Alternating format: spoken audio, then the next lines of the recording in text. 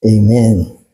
So para sa ating morning revival preview, so ang schedule natin ngayon ay week 27, day 2. At ang ating topic for this week ay enjoying the all-inclusive Christ as the good land, our allotted portion. Kaya itong MR natin ngayon, ang medyo topic na binibigyan ng pansin ay yung good land. At alam natin, ang good land ay sa Old Testament. Old Testament portion yan. Lupa yan. At sa New Testament, itong good land ay sinasagisag ni Kristo na nagpapaloob sa lahat na siyang Espiritu ngayon. So, yan yung pinaka-key para maintindihan natin itong MR natin. So, para sa schedule ngayon ay week 27, day 2, mag-umpisa na tayo. Exodus 3:8. And I have come down to deliver them, to bring them up out of that land, to a good and spacious land, to a land flowing with milk and honey. John 1:29. Behold, the Lamb of God who takes away the sin of the world. 12:24. Truly, truly, I say to you, unless the grain of wheat falls into the ground and dies, it abides alone. But if it dies, it bears much fruit. So, tatlong verses yung binigay sa atin. Yung una, sa Exodus, binabanggit sa atin ang desire ng Diyos na dalhin ang kanyang bayan sa isang mabuting lupa. Isang mabuti at malawak na lupain. At isang lupain na dinadaluyan ng gatas at pulot. So yan yung binabanggit natin, good land. At sa John naman, binanggit sa atin yung Lamb of God. Ang Lamb of God ay sagisag ng Panginoon sa kanyang katubusan. At alam natin, ang lamb ay nasa kategory ng hayop o animal. At ang kanyang buhay ay animal life. So sa aspekto ng redemption, ang binibigyan nating pansin ay ang buhay ng isang hayop. Kasi ano to offering . So may ganyang aspekto ang buhay ng Panginoon sa aspekto ng katubusan sapagkat siya ay isang hain para sa ating mga kasalanan. At doon naman sa 12:24, binanggit dito yung butil ng trigo. At ang butil ng trigo naman ay para sa pagsisilang, pagpaparami. Ito ay para sa generating or generation, to regenerate. Yan ang aspekto niya. At sa aspekto naman na yan, binibigyan ang pansin ng buhay ng halaman. Sabagat ang trigo ay isang uri ng halaman. Babasa na ako. Milk is produced by cattle that feed on grass, and honey is made by bees from nectar of flowers. Therefore, milk and honey signifies the riches of Christ which come from two aspects of His life. His redeeming life, typified by the animal life, and His generating life, typifies by the vegetable life. The all-inclusive Christ is exceedingly rich for our enjoyment. So ito yung mayamang pagtatamasa natin sa Panginoon. Meron dalawang aspekto ng buhay, animal life, vegetable life. Pag sinabi mong lamb, yan ay animal life. No? At pag sinabi mo namang grain of wheat, yan ay vegetable life. Pero dito may binanggit sa atin.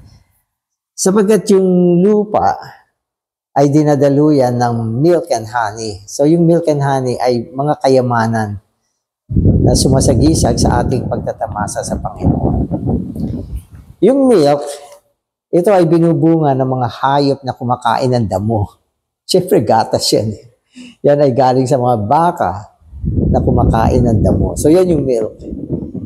Yun namang honey, yung pulot. Ito naman ay bunga ng mga bees, yung mga bubuyog, na isang uri ng bubuyog. At ito ay binubunga nila sa pamamagitan ng mga hektar na nandun sa bulaklak. Kasi yung hektar, matamis yan . May isang ubod na matamis dyan sa sa bulaklak. Yun ang kinukuha ng mga bees. At pagkatapos ini-stack nila doon sa honeybee. At siyempre marami sila, libo-libo sila o daan-libo yung mga yan. Kaya naiipon yung honey doon na pinagpaguran ng mga bees. At ito naman ay nasa category ng animal. Kasi insekto yan. Kaya makikita natin, yung milk at saka honey, nanggaling sa aspekto ng animal life, vegetable life, ay sumasagisag sa kayamanan ng lupa. At ito ay sumasagisag sa kayamanan ni Kristo na ating tinatamasa. Amen. Whenever we come to the Lord's table to enjoy Christ as the all-inclusive one, in our experience, we are in the good land, enjoying the riches of the land. This means that the good land has become a table, a feast for our enjoyment. At this table, this feast, we are satisfied, and God is satisfied also. If we see this, we will realize that to enter into the good land is to come to the Lord's table. Yung Biblia kasi, dalawang bahagi. Doon sa lumang tipan, meron tayo? Yung good land. Good land yan. So yan ay physical. At ang good land ay isang kapistahan. Kasi maraming, maraming food yan eh. Siyempre, yung mga produce ng good land, ito ay ginagamit ng mga Israelites noon para gumawa ng mga kapistahan para sa pagtatamasa nila at ng Diyos. So yan yung senaryo sa lumang tipan. Nung hindi pa sila pumapasok sa good land, walang feast. Sapagkat nasa ilang sila, meron sila yung mana lang, sa kanila lang yun. Pero pagpasok nila sa good land, dyan na nag-umpisa yung mga kapistahan sa Diyos. Pagpipista. Ang ibig sabihin ng kapistahan ay pagtatamasa sa kayamanan. Kasi pag walang kayamanan, wala rin kapistahan. Diba? Kaya yung source ng good land, yung rich produce, yung mayamang bunga ng matabang lupang ito, ay naging pagtatamasa ng mga Israelites. At ito ay ginamit nila upang sila ay gumawa ng mga kapistahan sa harapan ng Diyos. At ang mga kapistahan ay paraan ng pagsamba sa Diyos yan eh. Yan ang pagsamba nila sa Diyos. Magpipiesta sila, yung mga rich na kayamanan. So sinasabi ko, sa lumang tipan, ang meron sila ay yung mabuting lupa. Sa bagong tipan naman, ang meron tayo ay yung hapag ng Panginoon. Na kung saan dinadaluhan natin, at itong pagdalo natin sa hapag ng Panginoon ay isang kapistahan. Spiritual ito. Ng kapistahan sa ating pagtatamasa sa Panginoon. At sa panahon na ginagawa natin yan, nagdadala rin tayo ng pagtatamasa sa Panginoon. So ano meron sa hapag? Tinapay at saro. So yan ay sagisag ng pagtatamasa sa kayamanan ni Kristo sa bagong tipang ekonomiya. Kaya huwag kayong liliban. Dapat andyan tayo. Sapagkat isang pribilehyo ng isang believer na makadulog sa kapistahan ng Diyos sa bagong tipan. At yan ay ang Lord's Table Meeting. So inuulit ko, ang Lord's Table Meeting ay ang kapistahan sa New Testament na inihanda ng Diyos para sa atin. At ang kapistahan natin dito ay sinasagisag nung saro at nung tinapay.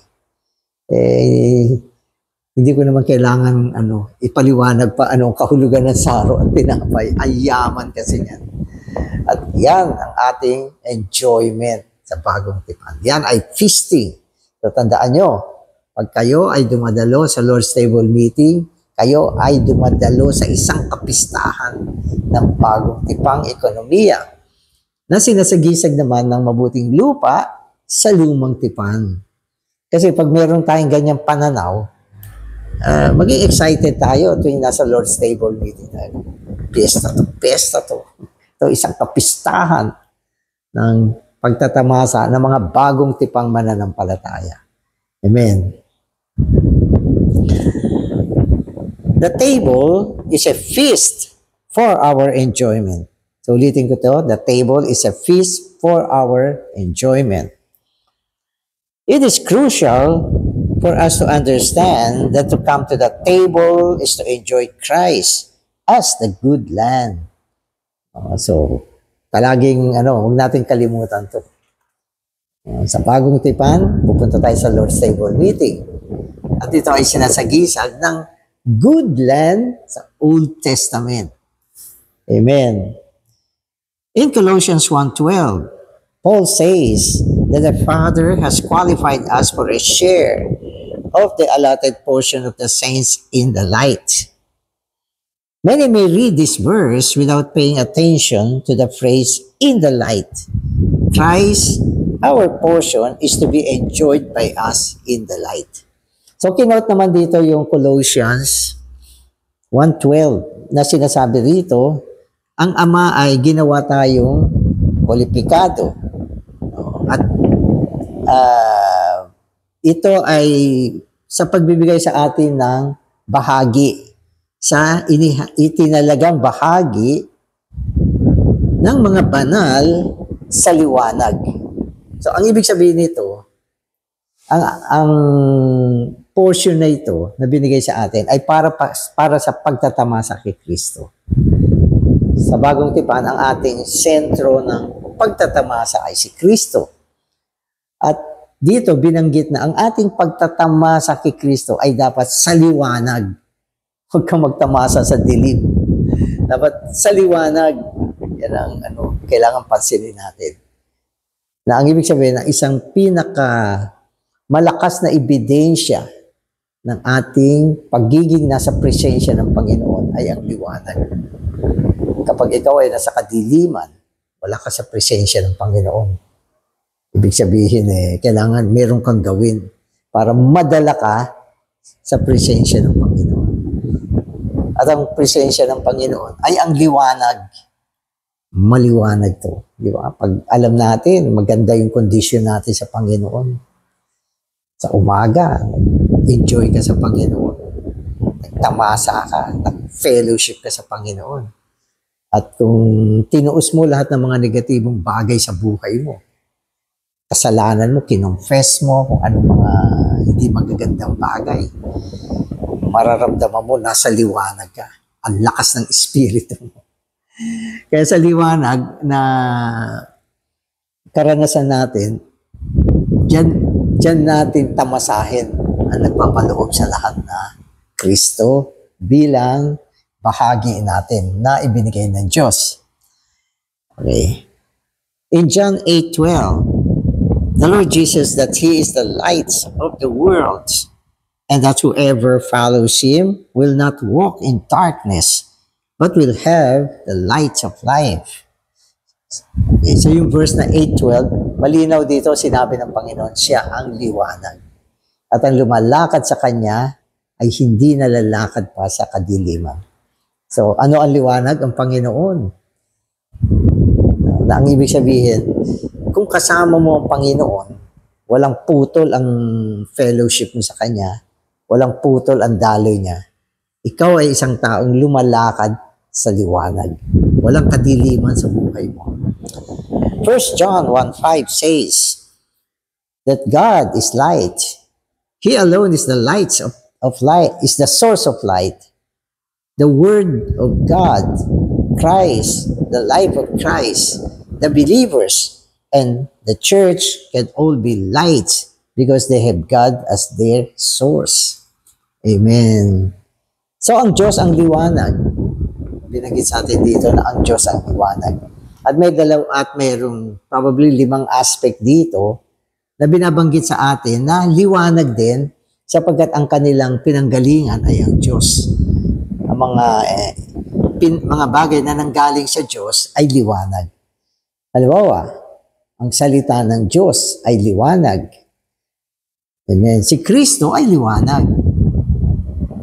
Ano pa? Ang buhay ni Kristo ay liwanag. Ang mga mandaraig at ang eklesiya ay liwanag. Sapagat ang pinagmulan nito ay liwanag. Ang Diyos ang liwanag at lahat ng nanggaling sa Kanya ay liwanag. Kaya 5 bagay yung binanggit sa atin. Word of God, Christ, life of Christ, the believers, and the church. So, itong 5 bagay na ito.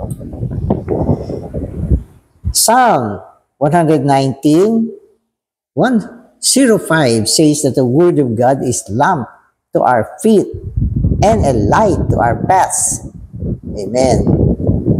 So yung salita ay lampara, liwanag sa ating paa at liwanag din sa ating landas. So 2 bagay dyan. Paa, okay, at landas. At ito ay sumasagisag sa ating personal na buhay, sa ating paglakad. Ang ating paa ay bahagi ng ating katauhan at ito ay ginagamit natin upang lumakad. Yan ay sumasagisag sa ating pamumuhay. Lang ibig sabihin, ang pamumuhay natin dapat nasa liwanag. Nasa liwanag. Lahat ng bagay sa buhay natin dapat maliwanag. Ang ibig sabihin ng maliwanag sa karanasan ko, lahat ng bagay malinaw sa akin. Naiintindihan ko. At lahat ng bagay ay tinitiyak ko na gusto ng Diyos. Kaya liwanag yan. Liwanag. So, ang ating paa ay liwanag. Tapos binanggit dito, yung landas natin ay liwanag. Hindi ka makakalakad kung hindi maliwanag yung landas mo. Kaya ito ay tumutukoy sa salita ng Diyos. Ang salita ng Diyos ay lampara sa iyong paa.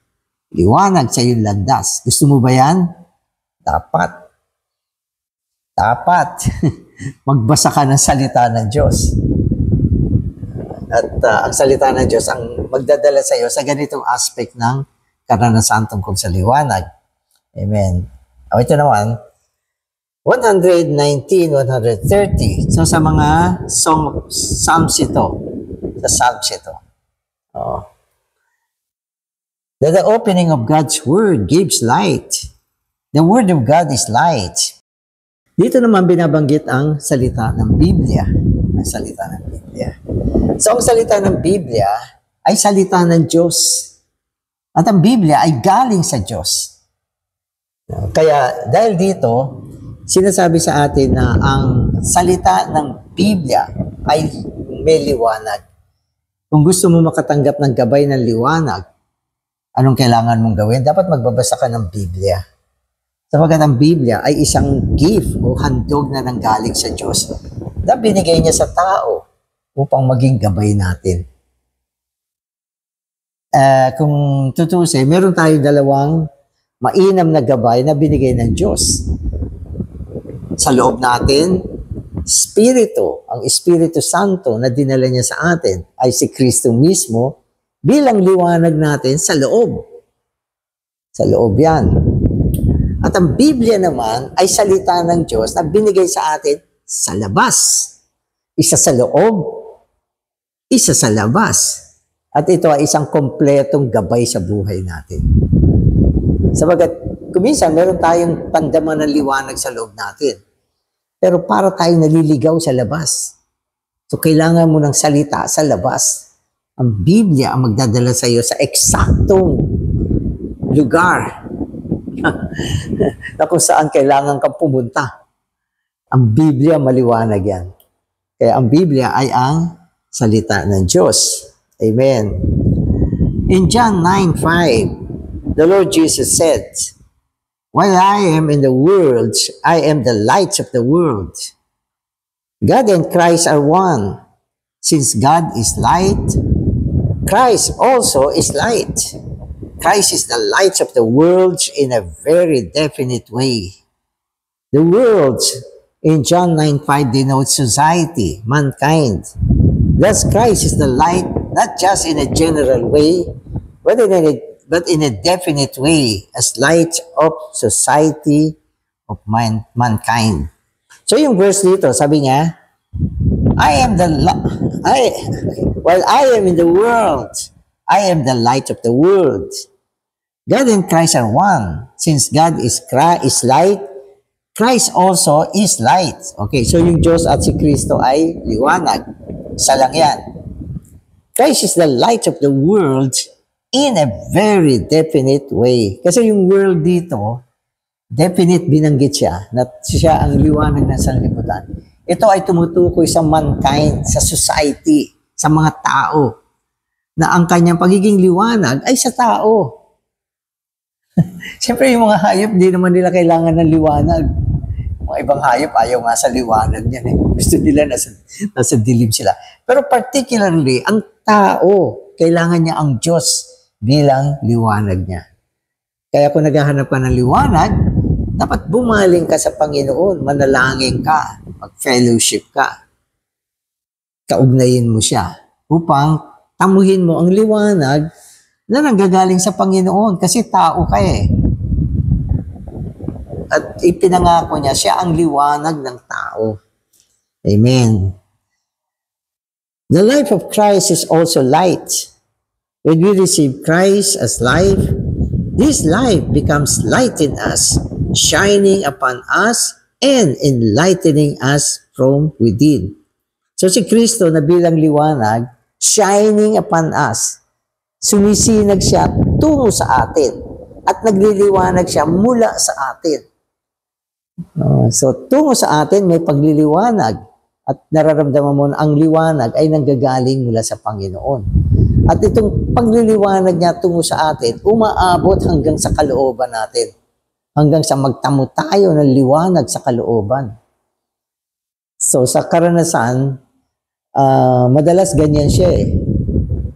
Kapag hindi ka umabot sa presensya ng Panginoon, ramdam mo, parang meron kang kadiliman, meron kang kalituhan, marami kang pagtatanong, marami kang mga bagay na iniisip mo pero walang kasiguraduhan. At may mga pangyayari sa buhay mo na hindi mo maintindihan. Pero kung nagbukas ka sa Panginoon, at ang Diyos ay sumilay tungo sa iyo bilang liwanag, lahat ng bagay magiging malinaw sa iyo at maiintindihan mo. At ito ay lalo na sa panahon ng iyong salamuha sa Panginoon. Panahon ng salamuha mo. Para bang unti-unti sumisilay ang liwanag. Lahat ng mga kadiliman mo, mga pagdududa, mga hinanakit, kadiliman yan. Masama loob mo, kadiliman yan. Ayaw mo magpatawad, yan ay kadiliman. At hindi ka natutuwa sa mga nangyayari sa buhay mo, yan ay kadiliman. Ang daming kadiliman, puno tayo ng kadiliman. Pero pag dumating ang liwanag, lahat ng kadiliman, mapapalitan ng liwanag. So yung sama ng loob mo, parang nawala na. Nilamon na yan ng liwanag. Yung galit at sama ng loob, nilamon na ng liwanag. At naging malinaw sa iyo na lahat ng ginagawa ng Panginoon sa buhay mo ay para sa iyong kabutihan, para sa iyong transformasyon, para sa iyong tututo, para sa iyong pagsubok na nagre-resulta ng kalakasan, kabanalan. So, ito nagiging malinaw sa atin eh. Pag inisip nyo yung buhay ng tao, yung hindi pa niya nasumpungan ng Panginoon, punong-puno siya ng kadiliman. Punong-puno siya ng kadiliman. Hindi nga niya alam na siya pala ay sumasamba sa mga Diyos-Diyosan eh. Hindi niya alam yan. Wala siyang liwanag na ang kanyang mga sinasamba ay hindi naman totoong Diyos. Kailan ba tayo naging malinaw? Nung natanggap natin ang Panginoon bilang liwanag, naku, nung inisip mo yung nakaraan mo, ay, lumuluhod ka, humahalik ka, yumayakap ka, tumitingin ka, naniniwala ka sa mga bagay na hindi naman ng Diyos. Diba? Yan ay kadiliman. Isang kadiliman na naging bahagi ng ating buhay noong nakaraang panahon. Sino ba hindi nakaranas niyan? Ang daming tao, mga marurunong na tao, doktor pa, ang galing ng kanyang, dahil doktor siya, matalino siya. Pero bakit siya sumasamba sa Diyos-Diyosan? Kasi nasa kadiliman siya, hindi niya nakikita yan. Kaya wag natin kondenahin yung mga tao preachan natin ang gospel. Di ba? Mga engineer, mga professor, sino pa? Mga scientist, mga brilliant na tao, sumasamba sa Diyos-Diyosan dahil nasa kadiliman. Hindi nila kayang isipin na itong sinasamba ko ay hindi naman Diyos, kundi ginawa ito ng tao. Ito ay bato, kahoy, bakal, o ginto man yan, hindi naman yan Diyos. Kaya ang linaw, sinabi ng Biblia, ang Diyos ay Espiritu. Espiritu ang Diyos, hindi siya material. Ang linaw niyan. Di ba? Pero pag nasa kadiliman ng tao, sabi mo, ang Diyos ay Espiritu, hindi yan. Hindi yan, hindi niya maintindihan yan. Magalit pa sa iyo yan.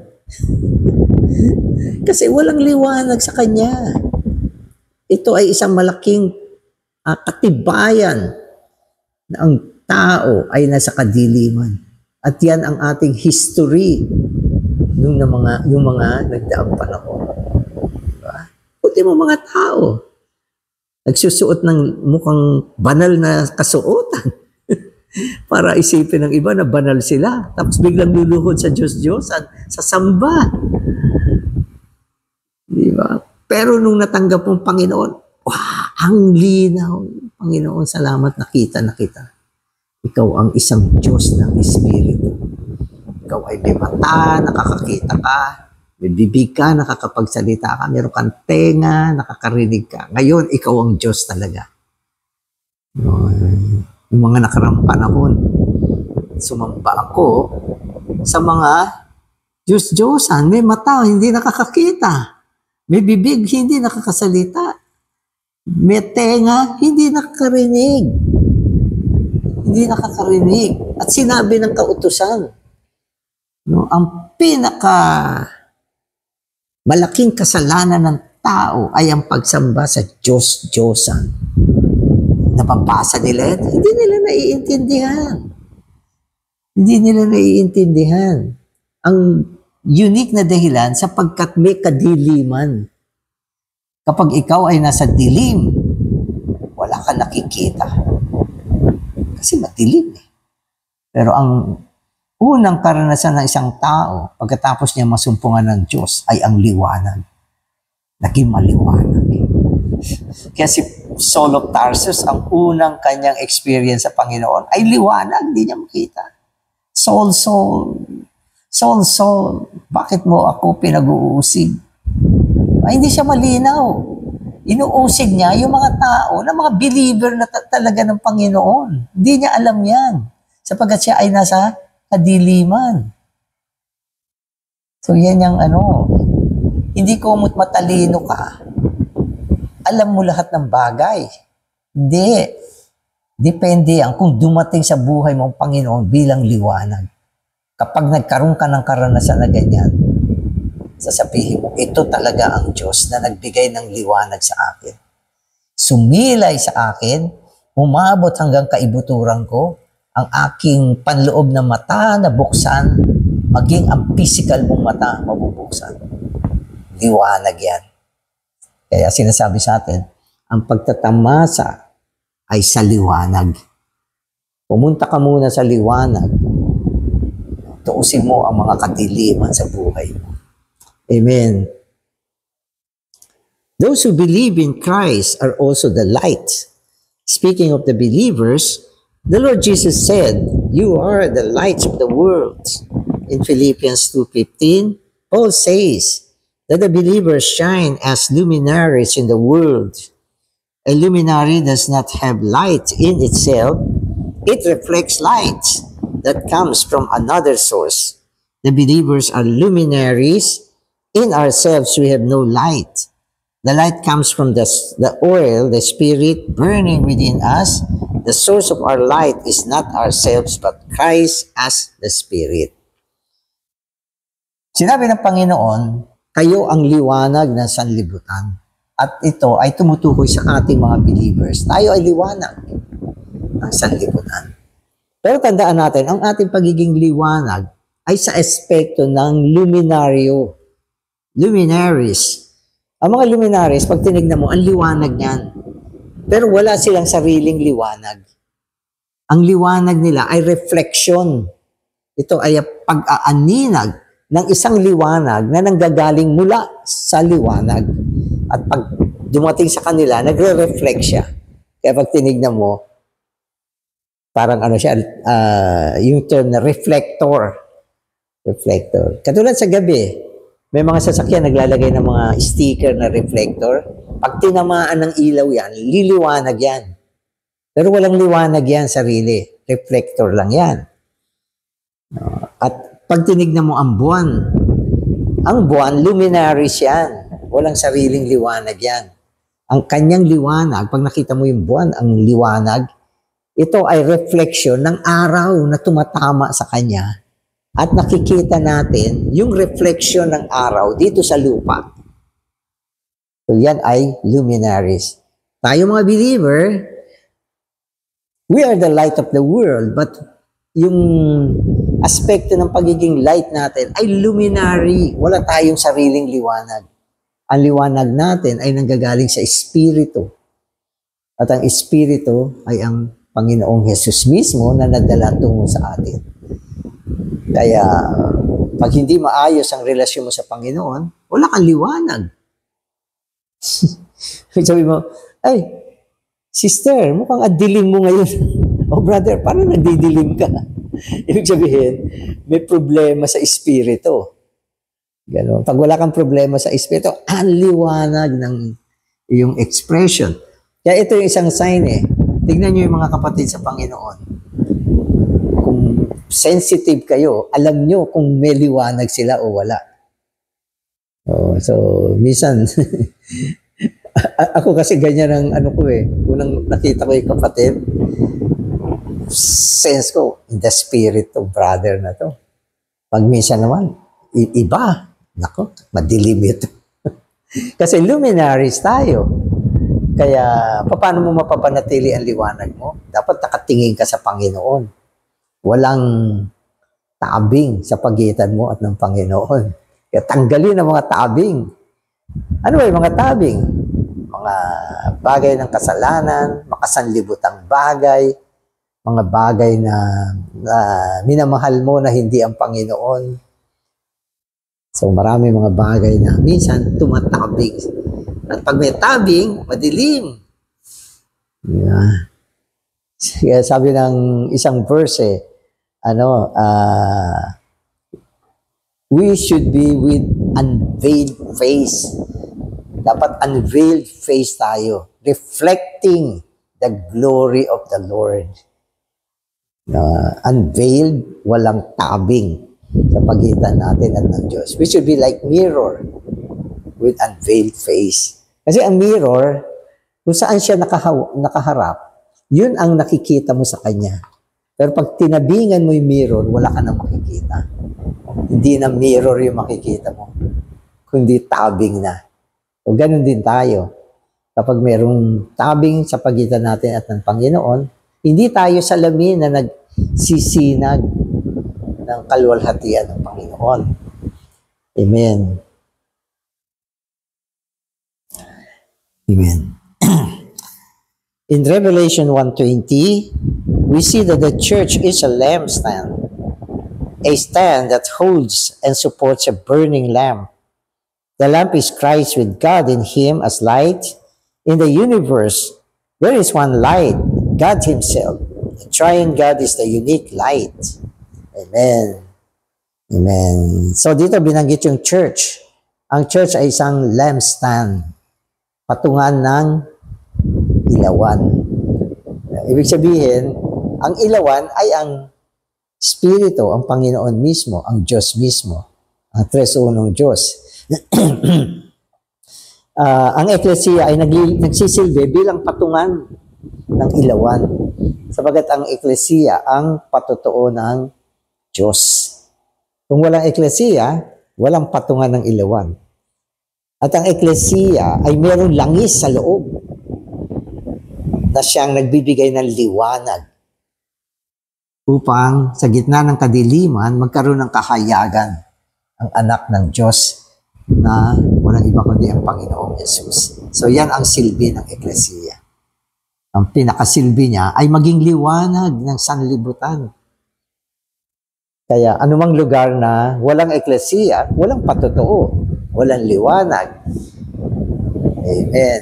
So maganda yung aspekto ng in the light. Amen. Salamat Panginoon, ikaw ang liwanag.